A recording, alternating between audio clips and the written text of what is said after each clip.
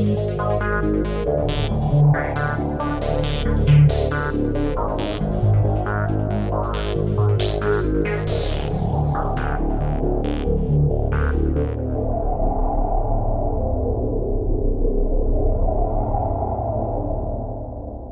everyone, and welcome to our latest episode of The Trail Went Cold. I'm your host Robin Warder, and today we're going to be presenting the second of our two-part episode about the 1987 deaths of Don Henry and Kevin Ives, aka the Boys on the Track case. As you probably know, The Trail Went Cold has finally reached a very special milestone and is celebrating its 5-year anniversary as a podcast, so to commemorate the occasion, we decided to cover one of our most highly requested cases ever. But the story is so convoluted that for only the second time in our podcast's history, we decided to make it a two-parter. We released part 1 last week, which outlined the most important facts of the case, and if you haven't heard it yet, I suggest you go back and listen to our first episode, because otherwise, you'll be completely lost when you listen to this one. Today, I'm going to be fleshing out and going into more detail about most of the information I presented last week, as well as provide my own theories and analysis. As a brief recap, the two victims in this story were 16-year-old Don Henry and 17-year-old Kevin Ives, who were both seen lying in the middle of some railroad tracks in Saline County, Arkansas, before they were run over by a cargo train during the early morning hours of August 23, 1987. While their deaths were initially ruled to be accidental, there was a lot of new evidence which clearly showed that both boys were the victims of foul play, and the case would balloon into a massive story with a number of conspiracy theories and allegations that Kevin and Don were murdered as part of a massive cover-up from people who were involved in drug trafficking. It's an awful lot to take in, so we're going to try and make some sense of this entire thing on today's episode. So let's get right down to it. Without any further ado, I now present part 2 of the convoluted saga known as The Boys on the Track.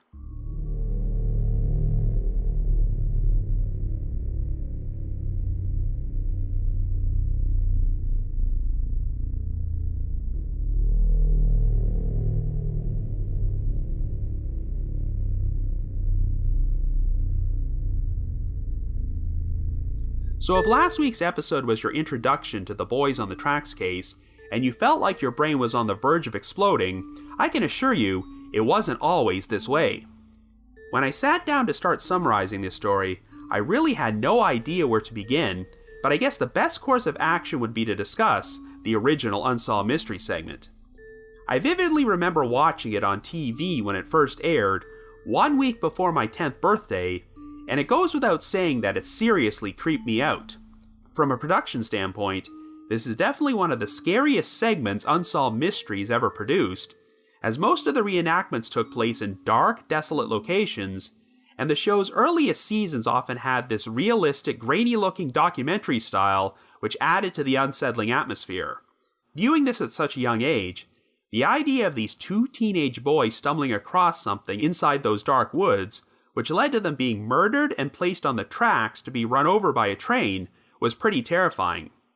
When the segment originally aired, the only mention of drugs was the marijuana that Don Henry and Kevin Ives supposedly had in their systems when they died, and it was not until Unsolved Mysteries aired a brief update a few weeks later that Richard Garrett made his first mention of drug trafficking, which would become the prevalent theory in this case for the next 3 decades.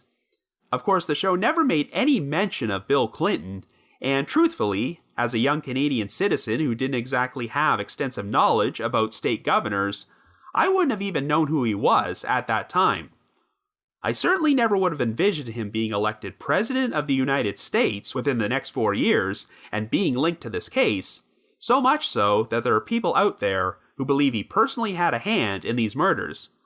Now, I'll state right up front that I do not want to get political on this episode, as I only intend to focus on the known facts, but if you do any research on this case, Bill Clinton's name will keep popping up, so I have to address the whole situation.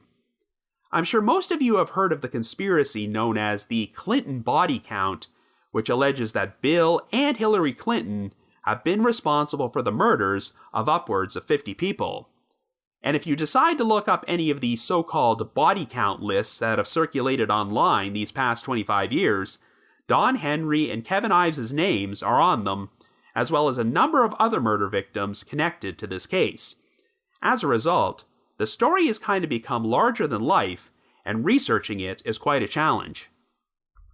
On our last episode, I previously talked about how Clinton was linked to this case through his relationship with the Arkansas State Medical Examiner, Dr. Fahmy Malak, which I'll talk more about momentarily.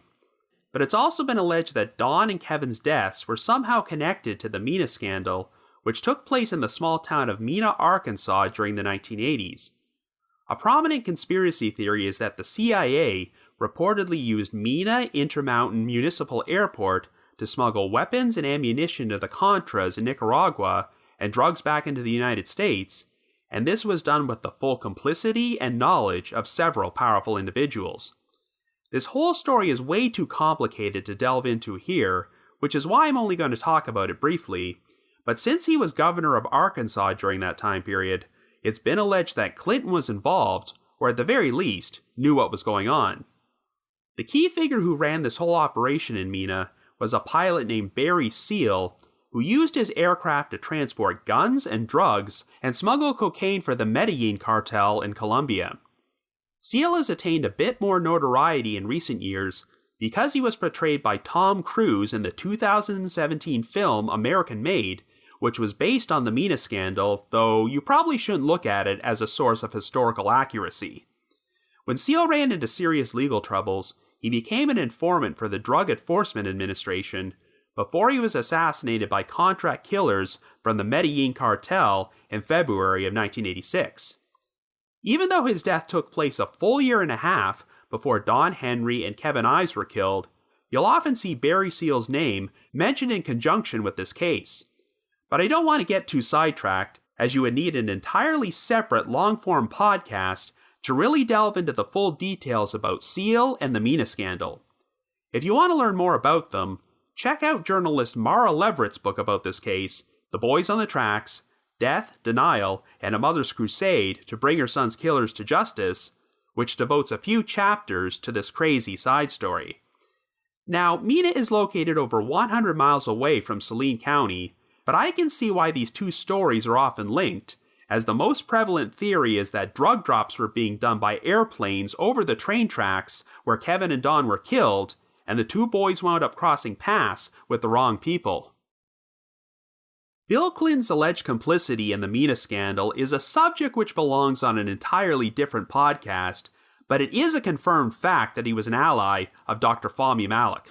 And if Malak had not screwed things up so badly, I'm not sure if Clinton ever would have been associated with this case.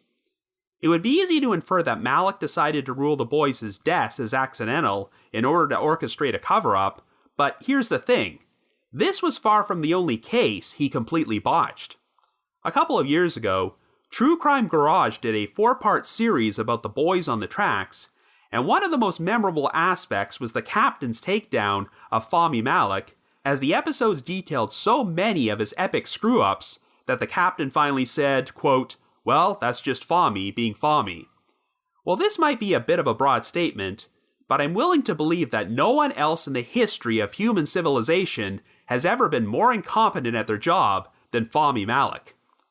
His conclusions about Kevin and Don falling into a deep sleep after smoking 20 marijuana cigarettes is laughable enough, but believe it or not, that is not even close to the most mind-boggling conclusion he has made following an autopsy.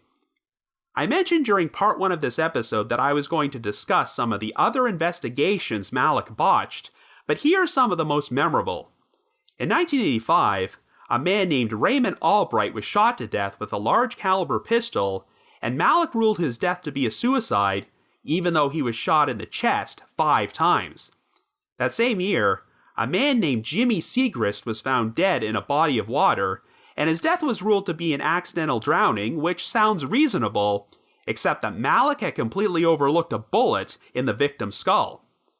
But the biggest whopper has to be the 1987 death of a man named James Dewey Milam, whose headless body was found inside his home. And what was Malak's official cause of death? Decapitation? No, of course not. That would be too logical. The cause of death was actually a perforated ulcer. You see, Malik concluded that after Milam died, his dog must have bitten off his head and eaten it. He even claimed that after the dog regurgitated, the police brought him the vomit for testing, where he found traces of Milam's brain matter. No, seriously. After hearing this story, I can now understand why the bereaved families of these victims decided to name their organization Vomit, an acronym for Victims of Malik's Incredible Testimony. These are only a handful of many examples of obvious murders that were never solved because of Malik's incompetence. However, while information about many of the cases Malik botched is rather limited, I think it's safe to say that they were not all part of a mammoth conspiracy involving drug trafficking and Bill Clinton. You might recall my story from last week's episode about how Clinton's mother had worked as a nurse anesthetist, and Malik's ruling in the death of one of her patients may have faced her from facing serious liability, so this might explain why Clinton always protected Malik and prevented him from losing his job during his tenure as governor. But the issue is that Malik's conclusions in many of his cases were so bizarre that it's really hard to gauge if he was covering up for people, or if he just came to these conclusions because he lived on his own planet. It's possible that his decision to rule Dawn and Kevin's deaths as accidental may have been born out of corruption, or it may simply have been because he was utterly terrible at his job. Don't get me wrong, I still believe that something incredibly shady occurred in this case, but the idea that Bill Clinton personally ordered Fahmy Malik to shut down the investigation is pretty far-fetched. Now, the thing is, the biggest advocate for the two boys, Kevin's mother, Linda Ives, has always attempted to keep politics out of this case. The Clinton connection really took off after the story was featured in Patrick Matriciana's 1994 documentary, The Clinton Chronicles, which has been cited as one of the sources which helped perpetuate the Clinton body count conspiracy. But while Linda was grateful that the Clinton Chronicles gave her son's case additional exposure and was happy how Matriciana handled that particular section, she did think that the rest of the claims in the documentary were rather sensationalistic. That's why Linda and Gene Duffy insisted on full editorial control when Matriciana produced his follow-up documentary about the case, Obstruction of Justice, The Mina Connection. But whenever Linda did interviews on radio talk shows to spread awareness about the story, she found it frustrating that they often just wanted to talk about Bill Clinton and the scandals he was allegedly involved in.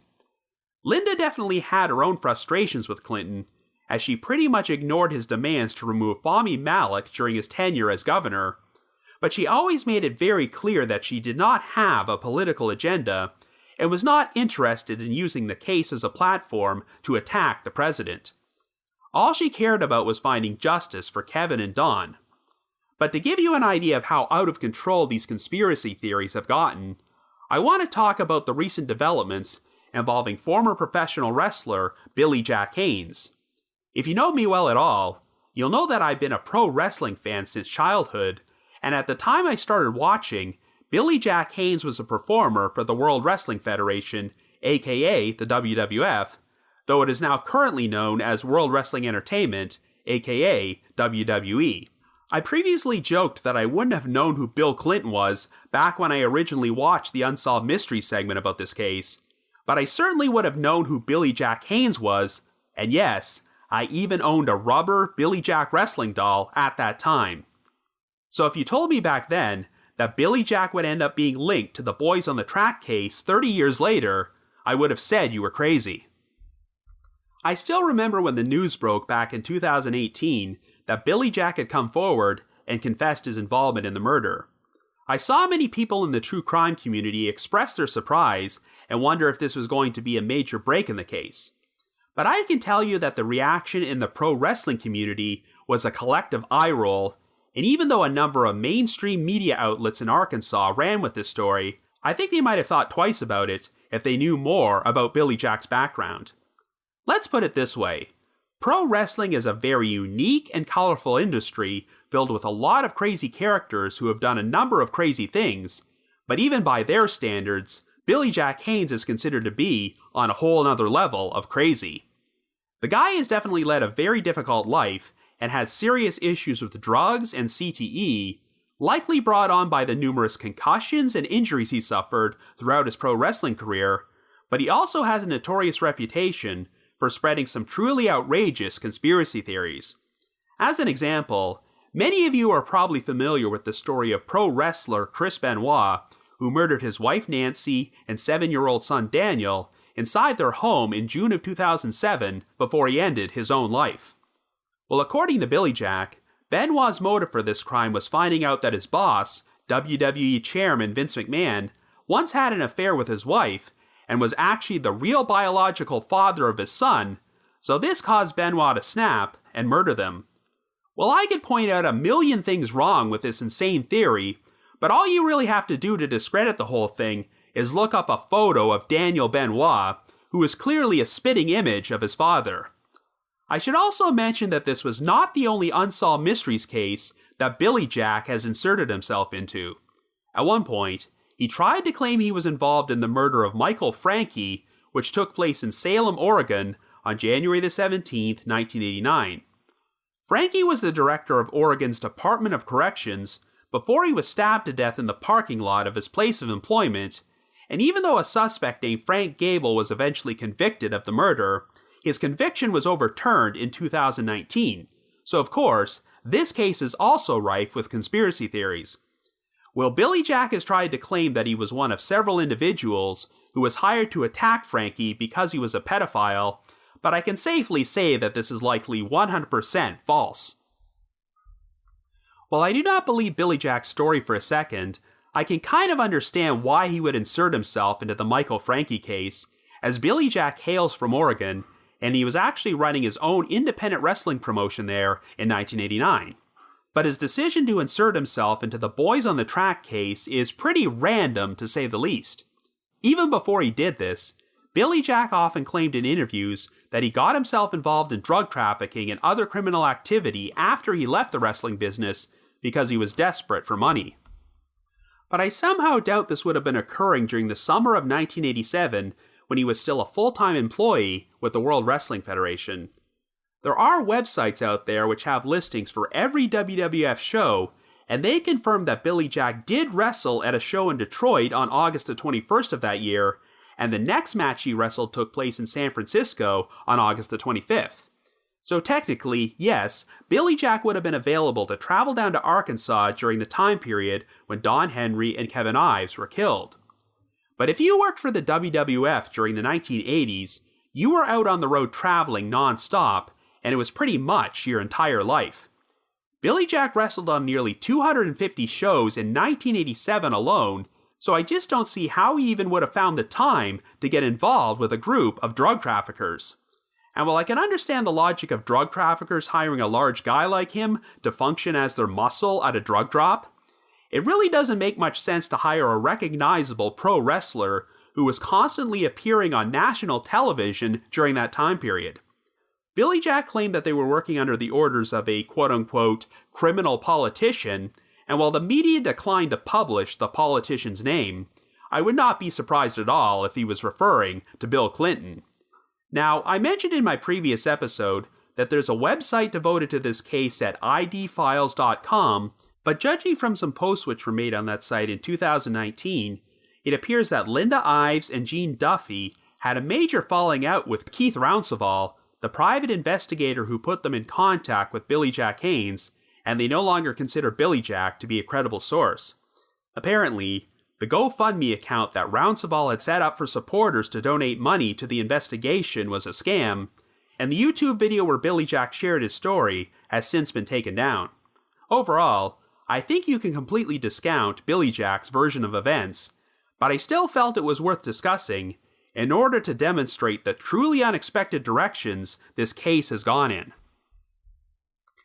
So now I'm going to start downplaying the conspiracy aspects of this case and start focusing on the known facts and the two victims, as we try to figure out what actually happened to Kevin and Don.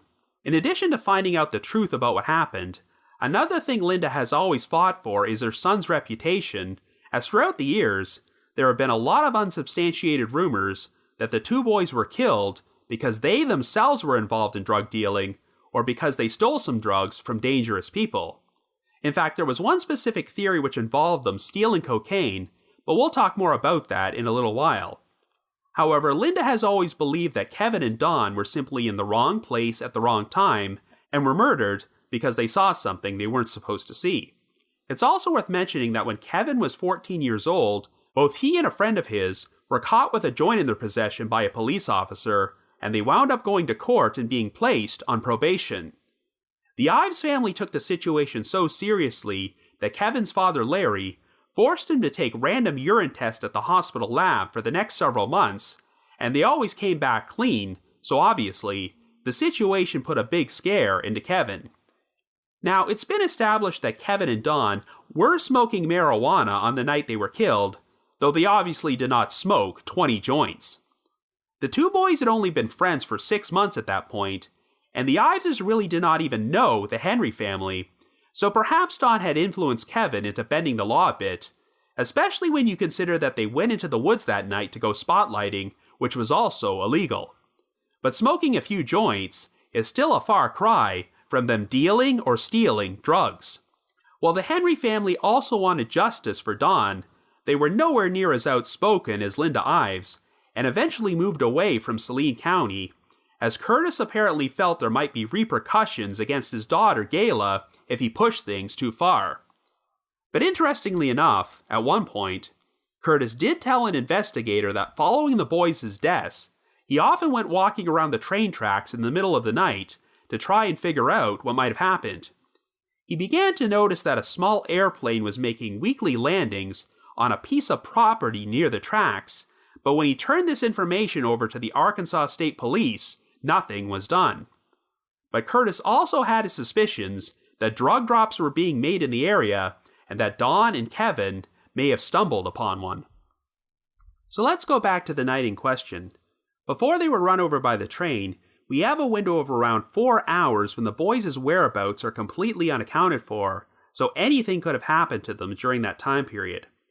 The first major controversy in this case was the disappearance of the green tarp, which was supposedly covering their bodies on the tracks before the train arrived, as all 3 members of the train's crew were certain they saw it, and were quite surprised when law enforcement attempted to deny its existence. One of the most vivid parts of the Unsolved Mystery segment is the interview with the engineer, Stephen Schroyer, who gets pretty emotional, and he is clearly still quite shaken and devastated about the situation, even though the boys' deaths were definitely not his fault. But one thing Schroyer was absolutely certain of was that the tarp was there, and the conductor, Jerry Tomlin, always maintained that he saw the tarp after the police arrived and pointed it out to a deputy.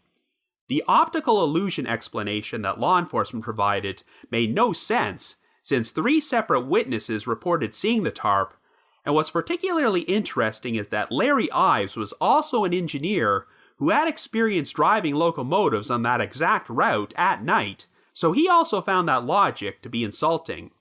It seems pretty likely that someone intentionally made that tarp disappear, as neither of the boys owned such a tarp, so its presence there pretty much debunked the accidental death theory, and there was always a possibility that the tarp could be traced back to the person who covered the bodies. However, if you discount the whole episode with the tarp, it's still a major red flag that the Saline County Sheriff's Office seemed to have no intention of treating the scene as a potential homicide. In the days following the deaths, they interviewed a number of Dawn and Kevin's friends and classmates, and it sounds like most of their questions revolved around asking whether the boys were suicidal or involved in drugs, and they never even inquired about the possibility of foul play. Every good investigator will tell you that you should always treat every death as a potential homicide at the beginning, and only start leaning towards suicide or accidental death if that's where the evidence leads you. But here, in spite of the very unusual circumstances of how Kevin and Dawn were killed, it appears like the sheriff's office had already made up their minds that no crime had taken place, and you have to wonder if that was by design. Now, I mentioned in my previous episode that when the Obstruction of Justice documentary was released in 1996, they put up a graphic which listed 6 members of law enforcement whom they believed were involved in what happened: Dan Harmon, Richard Garrett, Jim Steed, Jay Campbell, Kirk Lane, and Danny Allen. Since these men worked with a number of different law enforcement agencies, this implies that there was a pretty far-reaching conspiracy, and I'll be discussing each of these men as we go along. Jim Steed was the first of them to arouse suspicion, since he was Saline County Sheriff at the time, and seemed so disinterested in investigating the 2 deaths as a possible homicide that he never even bothered showing up at the scene that night, which seems pretty odd when 2 of your residents have been run over by a train. Throughout the investigation, Steed was caught in a few lies, and not even the grand jury investigation caused him to waver from his belief that the boys' deaths were accidental. Whatever his complicity might have been, the controversy did a lot of damage to Steed's reputation, as he wound up losing his re-election bid for county sheriff, and I'm sure it didn't help that the election took place less than a month after the Unsolved Mysteries segment originally aired. During this time period, Steed was seen as the bad guy, while Dan Harmon and Richard Garrett were the White Knights, who were helping these 2 grieving families seek justice. And this leads me to what has always been my biggest issue with this conspiracy theory: the idea that Harmon and Garrett were involved in what happened to Kevin and Don. I can't believe it's taken me this long to make this joke, but no, in case you're wondering, this is not the same Dan Harmon who created the popular TV shows Community and Rick and Morty, though I think someone could probably create an interesting TV series based on this guy's life. There is zero doubt that Harmon was definitely a bad guy who used his power as Saline County prosecuting attorney to do a number of corrupt and illegal things, and he was also an habitual drug user who abused most of the women in his life. It's been alleged that Harmon was the mastermind behind the murders and present at the tracks when Don and Kevin were killed, but this begs the question: if he was involved, why would he have played a role in reopening the investigation in the first place? To backtrack, after the Ives and Henry families held a press conference in which they publicly expressed their dissatisfaction with the investigation, Richard Garrett phoned Linda the very next day to express his interest in re-examining the case. Garrett has also been accused of being involved in the cover-up, and there have always been rumors about his corruption, but unlike Harmon, he was never charged with any crimes. Now that the case was starting to generate publicity, I guess you could assume that Garrett was doing damage control and preventing the investigation from falling into the hands of outside agencies, but it's not like he did a half-assed job, as he held a public prosecutor's hearing and pushed for the grand jury investigation. Garrett also took the initiative of having Kevin and Don's bodies exhumed and hiring a competent forensic pathologist, Dr. Joseph Burton, to perform new autopsies. Before this, their deaths were officially ruled to be accidental, but Burton's findings uncovered evidence which allowed them to be reclassified as homicides. Again, why would Garrett do all this if he was complicit? Well, the explanation which has often been provided is that Garrett and Harmon wanted to use their power to create misdirection in the investigation and ensure that the perpetrators would never be implicated. In Harmon's case, he also wanted to manipulate the media and ensure that he would be painted as a heroic crusader for justice, and it's been reported that during a visit to the residence of 7th Judicial District Court Judge John Cole, he personally requested to be appointed special prosecutor in order to lead the investigation. Indeed, I think this positive publicity did play a role in helping Harmon get elected Saline County prosecuting attorney. Since Garrett was the one who first took the initiative to contact Linda Ives, a potential alternate explanation is that Garrett was completely innocent, but since Harmon was his law partner at the time, he took the opportunity to insert himself into the investigation and ensure it wouldn't lead to him. Harmon was definitely the one who took the reins during the grand jury proceedings, though Garrett did investigative work behind the scenes and seemed to become the case's official spokesperson since he was interviewed on Unsolved Mysteries. Now, I mentioned in my last episode that the website, idfiles.com, has a number of documents posted from the FBI investigation during the mid-1990s, though many of them are so heavily redacted that they're practically useless. But one of the most intriguing tidbits from these documents is that Garrett was in charge of handling all the phone tips that came into the Unsolved Mysteries telecenter after the episode aired, and while many of them were anonymous, some of the tipsters who did leave their names apparently soon found themselves receiving threats to stay silent. And in one report, the FBI actually recommended that the Unsolved Mysteries segment be remade because a number of new developments had taken place since it originally aired, and the segment featured individuals who were suspected of being involved in the cover-up. Obviously, this never came to fruition, since the segment which you can currently watch on Amazon Prime and YouTube is the same one that originally aired back in 1988, but given how prominently Garrett is featured, I can see how it might be interpreted that the FBI was referring to him. Interestingly enough, the segment also mentioned that Garrett had uncovered another similar case from Oklahoma, which involved 2 young men and a train. It turned out that the case in question took place on June the 25th, 1984, in a remote area of LaFleur County, which is about 150 miles west of Saline County. The 2 victims were 26-year-old Billy Hainline and 21-year-old Dennis Decker, who both hailed from the town of Heavener and were killed after being run over by a freight train on a stretch of the Kansas City Southern Railroad. Like Don and Kevin, Billy and Dennis have been lying parallel to each other on the tracks in identical positions before the train hit them, and since autopsies allegedly found alcohol in their systems, the county coroner ruled that they had gotten drunk and fallen asleep on the tracks, so their deaths were accidental. Much like this case, the victims' families had a hard time believing that and pushed to have the investigation reopened. When the state medical examiner's office performed new autopsies, they discovered that only one of the victims had alcohol in their system, and it was a very slight amount. As a result, their cause of death was officially changed to unknown, and the investigation was reopened, but it doesn't sound like it went anywhere. Believe it or not, there was actually another similar case which took place on the Kansas City Southern Railroad, this time in Newton County, Michigan, during the early morning hours of August the 20th, 1985.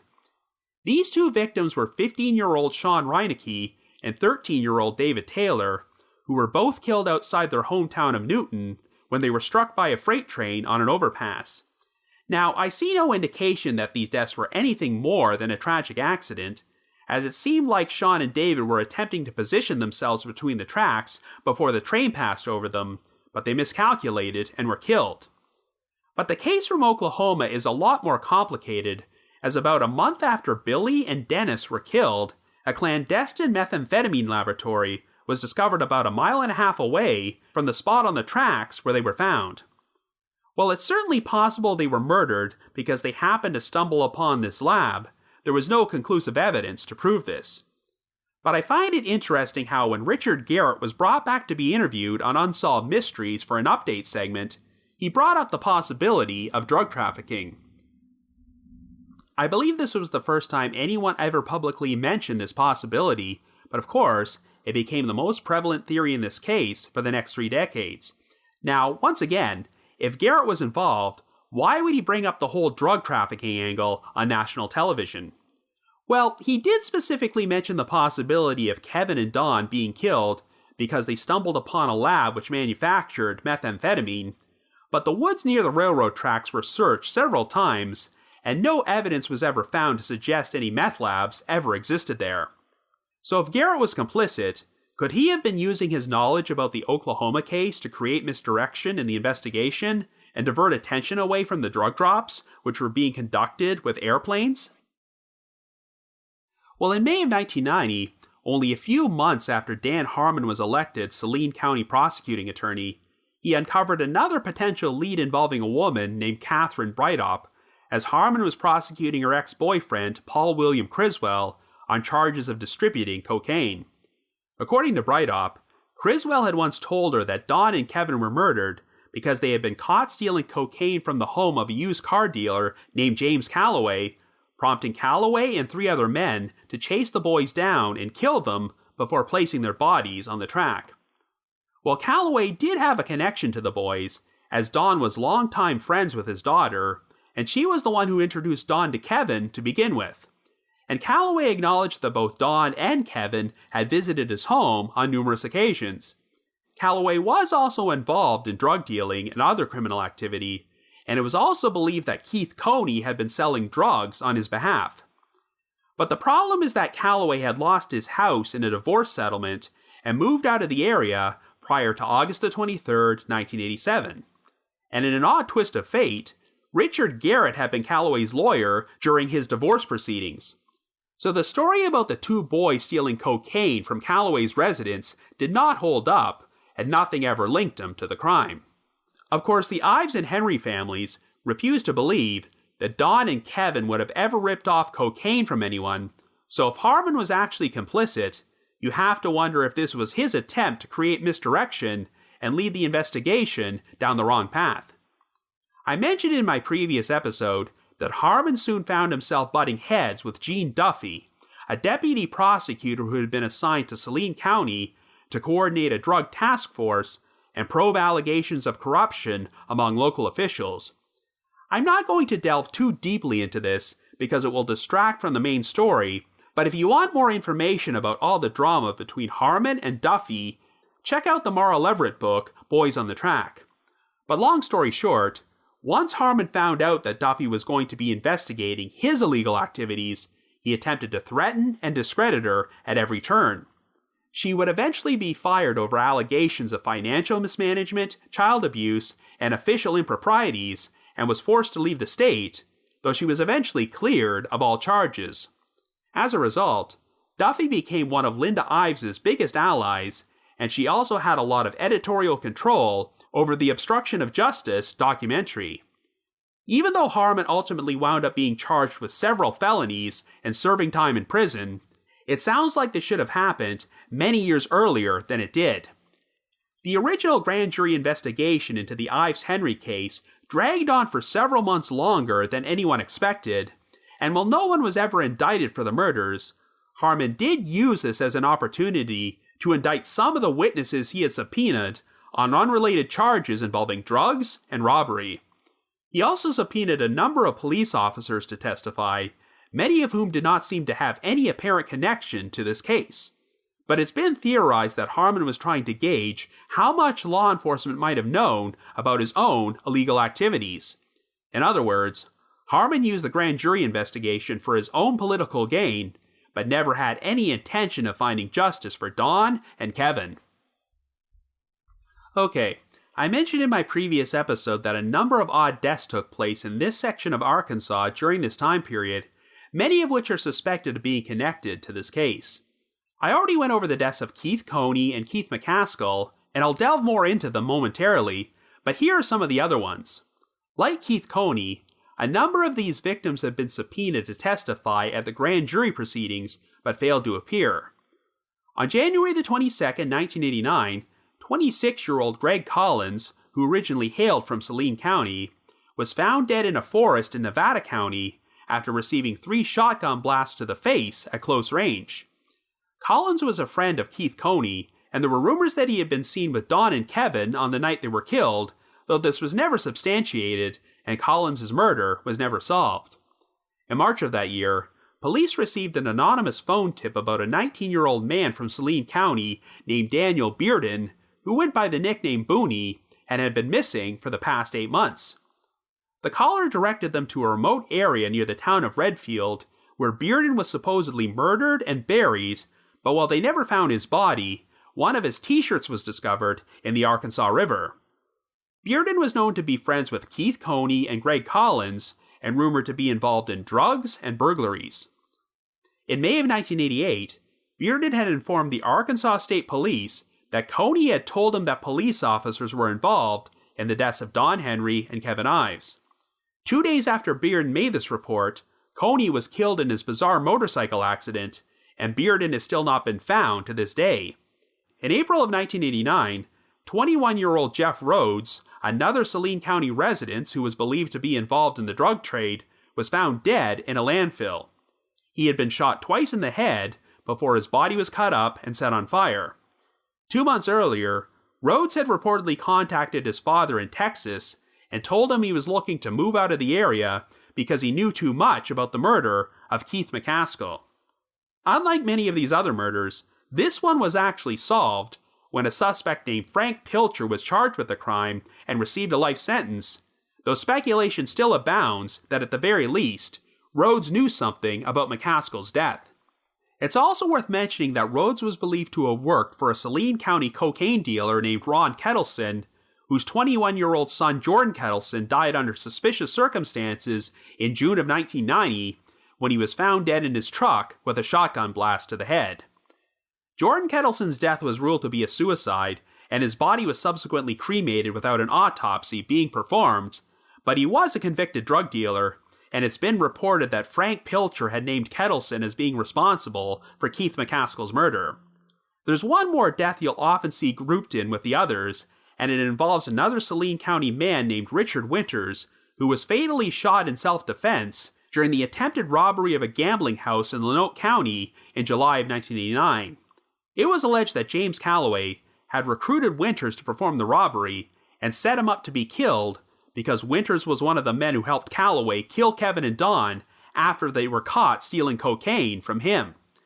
However, if you believe the cocaine story is false, and Calloway had nothing to do with the boys' murders, then Winters' death has no significance to this case at all.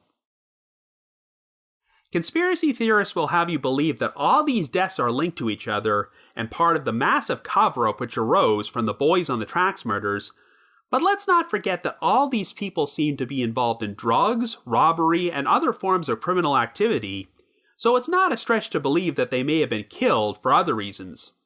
As you might have noticed, the only real connection many of these people have to Kevin Ives and Don Henry is through Keith Coney and Keith McCaskill, and I guess it would depend on if those two deaths were directly connected to the Boys on the Track. If you go on YouTube, you'll find an amateur documentary titled Murder on the Tracks, The Story of Kevin Ives and Don Henry, which was put together by a man named Ron Dane and attempts to piece together this massive jigsaw puzzle. So here's the theory it presents about what happened to Kevin and Don on the night they were killed. When the two boys went out hunting in the woods, they made it to the railroad tracks, where Dan Harmon and some accomplices were waiting for a drug drop to take place via airplane. We have the young eyewitness, Tom Niehaus, who claims that he was hiding in the woods with his friends and witnessed Harmon and his accomplices spot Kevin and Don and approach them. But then all of a sudden, a shot was fired, possibly from Don's hunting rifle, and the two boys took off into the woods. Now, according to the mysterious eyewitness known only as Jerry, he later saw Kevin and Don with a third young man in the parking lot of the Ranchette grocery store, which is not that far away from the tracks. It's been theorized that this third man was Keith Coney, who gave Kevin and Don a ride to the parking lot on his motorcycle while they were fleeing the woods. It's possible that they were planning to use the payphone in order to inform someone about what they had seen at the tracks, but then an unmarked police car showed up, and Coney took off on his motorcycle. The two police officers in question were alleged to be Jay Campbell and Kirk Lane, who subsequently beat up Kevin and Don, stuffed them inside their car, and drove them back to the tracks. In addition to Jerry, a second eyewitness named Ronnie Godwin was near the store that night and claimed to have seen this. Now, as for Keith McCaskill, it's possible he became involved when Keith Coney rode his motorcycle to McCaskill's club, the Wagon Wheel Lounge, to inform him about what was going on. McCaskill then made it to the tracks on time to witness Kevin and Don have their bodies laid out before they were run over by the train.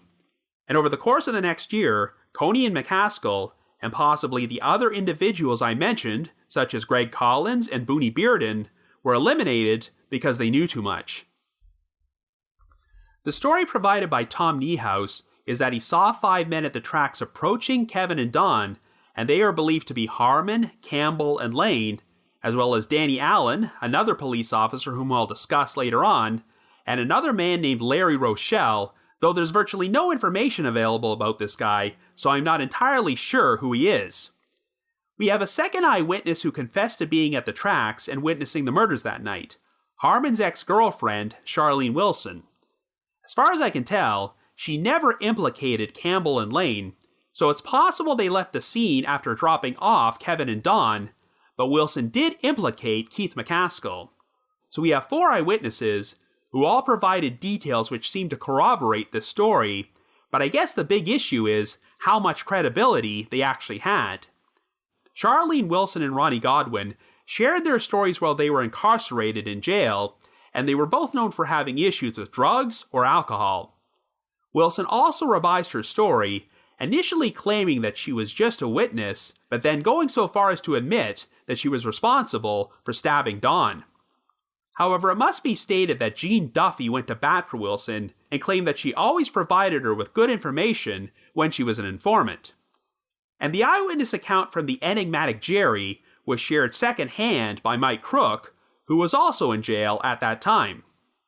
Well, Crook claimed that Jerry was kept in jail for 90 days for non-payment of child support after he attempted to come forward and share this story with Sheriff Steed. The Saline County Sheriff's Office had pretty much destroyed all their records from this time period by the time anyone started looking into this, so we still can't even be 100% certain if Jerry actually exists. As for Tom Niehaus, I don't know much about his background, so I can't really gauge how much credibility he has, but of course, I do find it odd that he would be wandering through the woods in the middle of the night looking for a marijuana patch at age 10. The FBI did place Niehaus in protective custody after he shared this story, but then nothing ever came of it. So is that because the FBI no longer considered him to be credible, or were they just obstructing the investigation? And if Niehaus was in the woods with 2 other friends that night, were they ever questioned to confirm his story? The biggest issue I've always had with the account about the grocery store beating is that Dawn's mobile home was only about a mile away from the location where their bodies were found. If the boys really saw something which frightened them, and they wanted to call for help, why not go back to Dawn's residence rather than a payphone in a grocery store parking lot? And if Jerry was a real person, it does seem like quite a coincidence that 2 separate eyewitnesses would be hiding in the shadows watching that grocery store parking lot in the middle of the night. Now, I mentioned in part 1 that Jay Campbell and Kirk Lane filed a libel lawsuit against Patrick Matriciana for alleging that they were involved in this crime in the Obstruction of Justice documentary. And while the jury ruled in their favor, the verdict was later overturned on appeal. From reading the appeal, it sounds like neither of them had a solid alibi on the night of the murders and could not conclusively prove that they were not involved. But since over a decade had passed by that point, I wouldn't take the lack of alibi as a complete indicator of guilt. But it is interesting to see the divergent career paths these 2 men took after the lawsuit. If you do a search for Kirk Lane online, he seems to have a pretty decorated career in law enforcement, as he became chief of police for the Benton Police Department and was appointed Arkansas State Drug Director by Governor Asa Hutchinson in 2017. But on the opposite side of the coin, while Jay Campbell became police chief of the town of Lanoke, he would find himself implicated in a major scandal in 2006 when a total of 6 people, including Campbell and the town's mayor, were all arrested on a 78-count indictment which included charges related to drugs, theft, and conspiracy. Campbell's wife was also indicted, as she would have sex with inmates at the city jail in exchange for them assisting her husband with his criminal activities, and Campbell himself ultimately received a 15-year prison sentence after pleading no contest to 4 felonies. So yes, it sounds like some of the people who have been implicated in the Boys in the Tracks murders, such as Campbell and Dan Harmon, are objectively terrible people who abuse their power in law enforcement. But does this mean the allegations against them in this case are true? Well, it's been reported that before their untimely deaths, both Keith Coney and Keith McCaskill have been displaying paranoid behavior and expressing that their lives were in danger because they knew too much about these murders. Since Coney was killed in a motorcycle crash, it is possible that his death was legitimately an accident, but it came about because he was being chased by someone and feared for his life. But the circumstances of McCaskill's murder are so bizarre that you could probably do an individual podcast episode about that case alone. So as you recall, McCaskill was killed only 2 days after Jim Steed lost re-election for Saline County Sheriff, and he supposedly made some cryptic remarks to imply that his life would be in danger because of this. A young neighbor of McCaskill's named Ronald Shane Smith was charged and convicted of his murder, but the conviction was overturned after the appeals court ruled that evidence which favored the defense had been unfairly excluded from his trial. Since neither Smith nor anyone else was ever charged with this crime, debate remains about whether Smith was the right guy all along. Well, I have to admit that when I first read Smith's account of what happened, it sounded so unbelievable that I had a hard time believing he could be innocent. After his bloody clothing was found in a river, Smith changed his story multiple times until he settled on a version where McCaskill was attacked by 5 masked men who took a photograph of Smith holding a knife over McCaskill's body in order to keep him quiet. Well, given that this massive conspiracy supposedly involved the murders of around half a dozen witnesses, it seems pretty odd to me that they would leave a living witness behind to McCaskill's death. If Smith was guilty, it's unclear what the motive for this murder would have been, though a silver tray and a bag containing 7 pornographic videotapes were found in an outbuilding behind Smith's residence. Well, Smith claimed he had gone over to McCaskill's residence to purchase those items when the masked men arrived. If he was guilty, I suppose the theft of these items could have been the motive for the crime, though stabbing someone over 100 times to steal some porn tapes seems like major overkill. But in Smith's defense, since he had an IQ of only 81, some people questioned if he would have been capable of dreaming up such an elaborate story if it wasn't true. McCaskill was a considerably larger guy than Smith, so there was question about whether Smith would have been physically capable of staging such a brutal attack. And of course, there was a hair found in McCaskill's hand which did not match Smith, though it was theorized that it could have possibly been McCaskill's own hair. It's also been alleged that another man I previously mentioned, Jordan Kettleson, who was killed in July of 1990, might have been behind McCaskill's murder, but since Kettleson's body was cremated, they could not check to see if he matched any of the physical evidence. Overall, I really don't know what to make of this crime, but if it was a setup, then this could have created a snowball effect, which led to the murders of additional people who had knowledge of McCaskill's death. But if Smith was the guilty party all along, then you have to wonder just how much relevance McCaskill really has to the murders of Kevin and Dawn. It's worth mentioning that McCaskill was known for being involved in the drug trade, so even if Smith's story is true, it's possible he was killed for reasons completely unrelated to the boys on the tracks. So the last law enforcement officer who was accused of being complicit in Dawn and Kevin's murders, and possibly being at the tracks on the night of the crime, is Danny Allen of the Bryant Police Department.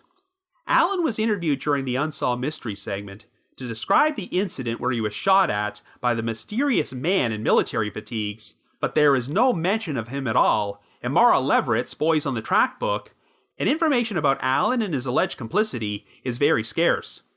The most I could gather is from the aforementioned Murder on the Tracks documentary, which explores a section from the original FBI documents about an individual who took a polygraph about this case and showed strong deception regarding their knowledge of who killed the boys and put their bodies on the track. While the individual's name is redacted in the document, the implication seems to be that it was Danny Allen, but otherwise, there's not much available info out there which supports the notion of him being involved in the murders. So now I think would be a good time to talk about the man in the military fatigues.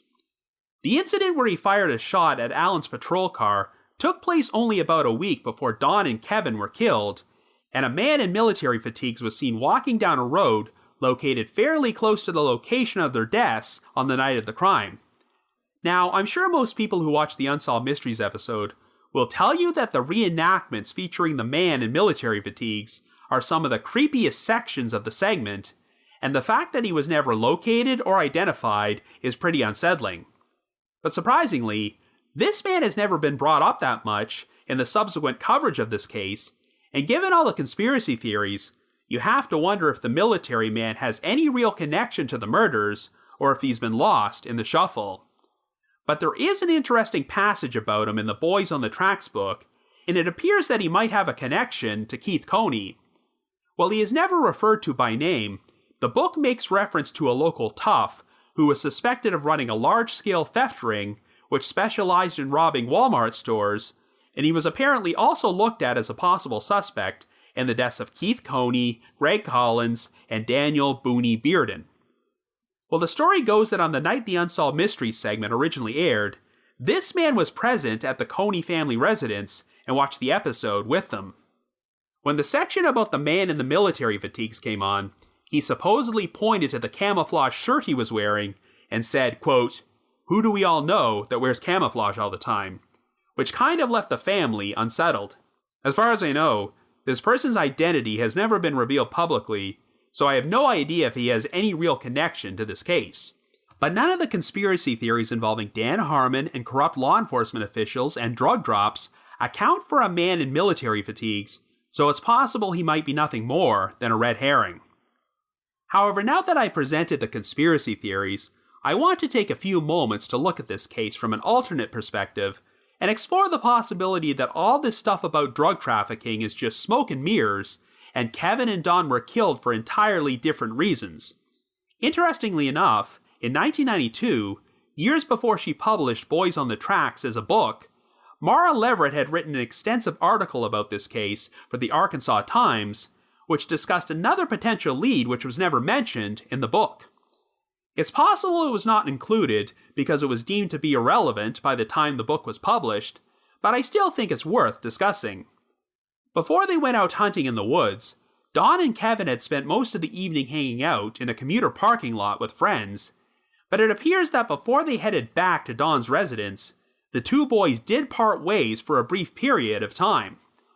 Sometime between 11 a.m. and midnight, a friend of Kevin's named Tim McCauley, who also happened to be his next-door neighbor, claimed that Kevin stopped by his residence to chat for a few minutes, but Dawn was not with him. And it appears there's been some confusion about Dawn's whereabouts during this time period before he met up with Kevin again and they headed to his mobile home. Two witnesses, including a friend of his named Charles Beck, claim they saw Dawn at some stock car races near the county line between 11:30 and midnight, but for reasons unknown, Beck later changed his story and denied having seen Dawn or Kevin at all. Beck often went spotlighting with Dawn and admitted that he had initially planned to do so that night, but forgot about it and went to the stock car races instead.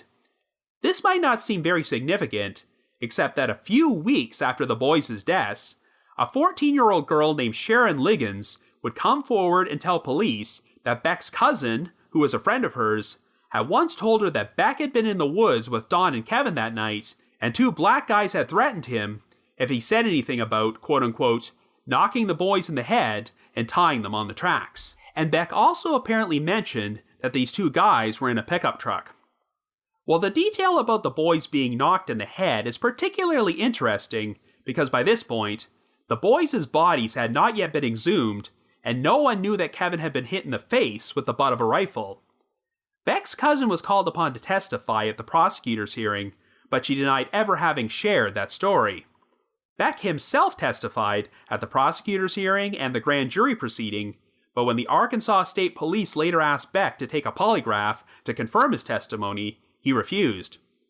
What's also interesting is that Curtis Henry has always claimed that when the boys arrived at his residence after midnight, he was already in bed and only spoke to Dawn inside the house while Kevin waited on the porch. Curtis said that he never actually saw Kevin or went outside at any point, so theoretically, if a third person had been with the boys at the time and was planning to go into the woods with them, Curtis would not have been in a position to confirm or deny it. Well, this whole story about Beck does have an interesting tie-in to another odd event which would take place during the early morning hours. It involves Shirley Raper, one of the original EMTs who was summoned to the scene, and shared a surprising story when she was called upon to testify at the prosecutor's hearing. Raper claimed that she had a hard time driving the ambulance to the location near the railroad tracks because it was such a remote area in the woods, but she wound up running into three black guys who were parked on a rarely used road in a pickup truck, and they would help guide Raper to the tracks.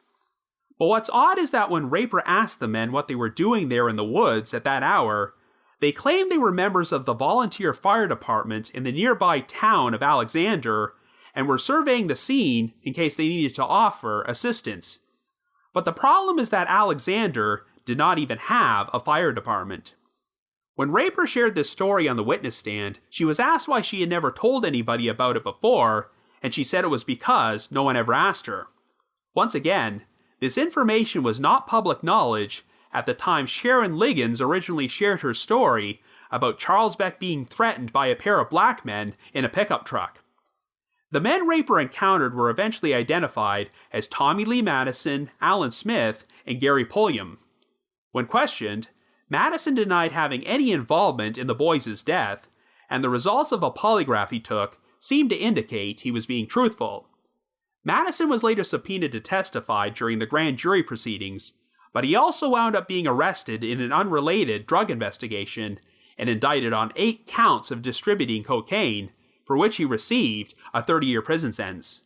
So when you couple in the fact that Charles Beck had allegedly been threatened by 2 black guys in a pickup truck, and the EMT ran into a trio of black guys in a pickup truck who lied about why they were in close proximity to the murder scene, it does make you wonder, especially since one of them turned out to be a drug dealer.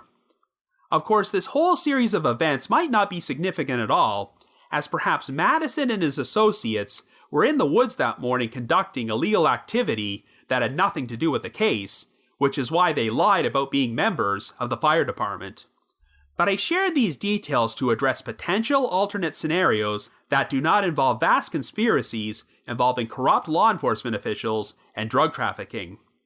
Given that there's a window of around 4 hours in which Kevin and Don's whereabouts are unaccounted for, the possibilities of what could have happened to them during that time period are limitless. Most of the theories surround the 2 boys stumbling upon something they weren't supposed to see, but could they have been planning to meet someone in the woods who subsequently killed them? Well, of course, the problem is that law enforcement instantly treated their deaths as an accident rather than a homicide, and lost, perhaps intentionally, key pieces of evidence which pointed towards foul play. If Don and Kevin were killed by a rather low-level drug dealer like Tommy Lee Madison, or murdered by someone they knew, would law enforcement really have gone to the trouble of attempting to cover the whole thing up? But on the other hand, this also makes you question why the likes of Dan Harmon and Richard Garrett would go to the trouble of exhuming the boys' bodies and launching a grand jury investigation if they were involved in what happened. If they had not done this, and the case had not received national exposure on Unsolved Mysteries, would people even remember it today? The theory of Harmon personally taking over the investigation to lead it in the wrong direction is not completely implausible. If Harmon wasn't involved in this crime, perhaps he intentionally wanted to steer the investigation away from the drug trafficking and other illegal activity that he was involved in. But if Harmon was complicit and present at the tracks when the murders took place, then he was still taking a huge risk by helping keep the story in the spotlight. The fact of the matter is that we have enough stories from different eyewitnesses to map out a theory which involves Kevin and Don stumbling upon one of Harmon's drug drops and being killed for it, but it depends entirely on how much you trust the credibility of these witnesses. Otherwise, there is just not a smoking gun to conclusively prove that these events unfolded this way. The whole case is a major jigsaw puzzle with so many different pieces, though I'm sure some people will tell you that the case is practically solved, and the only reason that the responsible parties have never been brought to justice is because of the major corruption from the people in power. If Bill Clinton had not been elected president in 1992, I've always been curious how people would look at this case today, as his very association with these events, no matter how tangential, have ensured that they have remained shrouded in conspiracy theories. I think the saddest issue is that the victims themselves, Don Henry and Kevin Ives, often get lost in the shuffle, and no matter what actually happened to them, the shoddy investigation and constant stonewalling of the victims' families has done them a great disservice. After all this time, I'm not sure if we'll ever get a resolution to this story and learn the complete truth about what happened, but if by chance you happen to have any information about the deaths of Don Henry and Kevin Ives, please contact the appropriate authorities. But if you just have your own thoughts about what happened, feel free to leave me a comment or send me an email to robin.warder@icloud.com. That's robin.warder@icloud.com. Anyway, another reminder that The Trail Went Cold is on Patreon, so please visit patreon.com/thetrailwentcold to learn how you can support our podcast and become eligible for some pretty neat rewards. We produced a bunch of exclusive bonus episodes for our patrons in tiers 2 and 3, and this past month, I released an episode about the notorious zip gun bomber, an unidentified individual who sent booby-trap packages to a number of different people that were rigged with a homemade zip gun device which fired off bullets when the packages were opened. And for our patrons in Tier 3, I've also recorded another new audio commentary track which can be played over a classic episode of Unsolved Mysteries. I'd also like to take a moment to thank our most recent listeners who have signed up with us on Patreon this week, and they are Becky D., Aisling M., and Jean F. Thank you all so much for your support. And before I bring this episode to a close, I'd also like to announce that next Monday, March the 1st, we'll see the release of the first in a series of episodes from a podcast called Riddle Me That, which I plugged on this show before.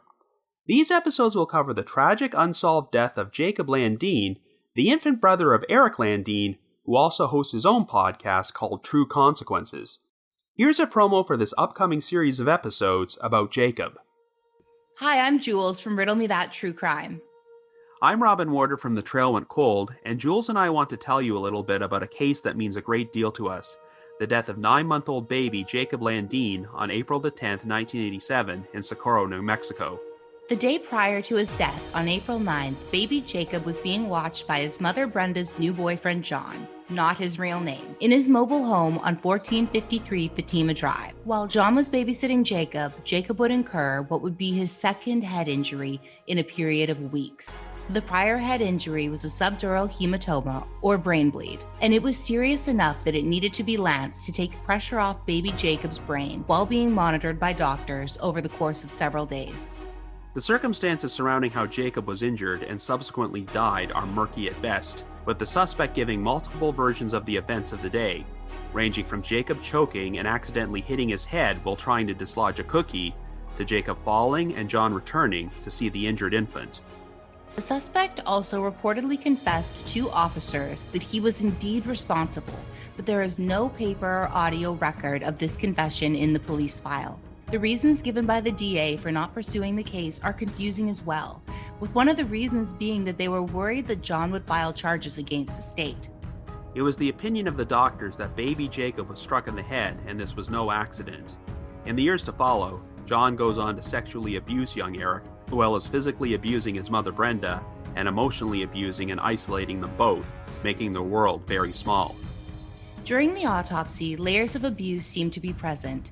A healing rib fracture from around the time of the first head injury is also discovered. It's impossible to say exactly when the injury took place, but what is clear is that someone was abusing young Jacob, and that person was most likely John. Eric Landine, Jacob's brother, has been fighting to get justice for him. However, he faces some obstacles such as the statute of limitations of 6 years on second-degree murder that State Representative Bill Ream has petitioned to have overturned. Join Robin and I, as well as criminologist Dr. Ashley Wellman, an investigative expert, a legal expert, a forensic psychiatrist, as well as Jacob's brother Eric, as we explore all angles of this case and try to bring awareness, understanding, and hopefully, ultimately, justice for Jacob. The series starts on March the 1st. Tune in on your favorite podcast app. I'd also like to mention that later this year, provided that it becomes safe to travel again, The Trail Went Cold is going to be appearing on Podcast Row at 2 separate CrimeCon events. The regular CrimeCon, which takes place at the Fairmont Hotel in Austin, Texas, from June 4th until the 6th, and the very first CrimeCon UK, which is being held at the Leonardo Royal Hotel and Spa in London the following weekend on June 12th and the 13th. If you would like to purchase tickets to either event, we have a special promo code you can use to get a 10% discount, and it applies to both the Austin and London events. So to receive 10% off, either visit crimecon.com or crimecon.co.uk and enter the promo code COLD21. That's COLD21. In addition, I wanted to provide another reminder that I hold live streaming sessions on a platform called Get Vocal. Every Thursday night from 7 until 8 p.m. Eastern Time, I hold what is essentially an after show for each week's podcast episode, where I have an interactive discussion about the featured case from said episode and answer questions and address comments from listeners. I always include a link to these sessions in our show notes of every episode, so be sure to check there for more information or visit getvocal.com. That's GETVOKL.com. I just wanted to give another shout out to my supporters at the Unsolved Mysteries message board at the Sitcoms Online forum and the Unresolved Mysteries subreddit, which both have a number of interesting threads about this case, and there is a ton of reading material out there about it. Of course, I also need to provide a big thanks to McGill Foote, who edits and assembles this podcast together for me, and Vince Nitro, who composes the eerie music you hear on every episode. They've both been with me on this podcast for all 5 of these years and provided tremendous support, and I never would have gotten The Trail Went Cold off the ground without them. Hopefully, when this pandemic comes to an end, you might be able to meet all 3 of us at a podcasting event sometime down the road. If you haven't already, you can like us on Facebook, follow us on Twitter, or leave us a rating or review on Apple Podcasts, Stitcher, Google Podcasts, or Spotify. Anyway, it's surreal to think that The Trail Went Cold has reached its 5-year anniversary milestone and produced over 200 episodes, which have covered nearly 300 cases, as it's not easy for all independent podcasts to make it that far. I know that when we dropped our 4-year anniversary show last February, we never would have anticipated that we were only weeks away from the COVID-19 pandemic, which would completely change our lives and create one of the most difficult years ever.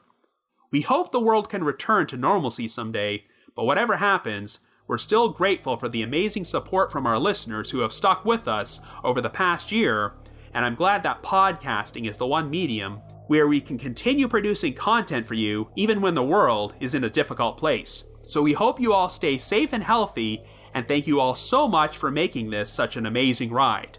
Have yourself a great week, and join us next Wednesday for our first brand new episode of Year 6 of The Trail Went Cold.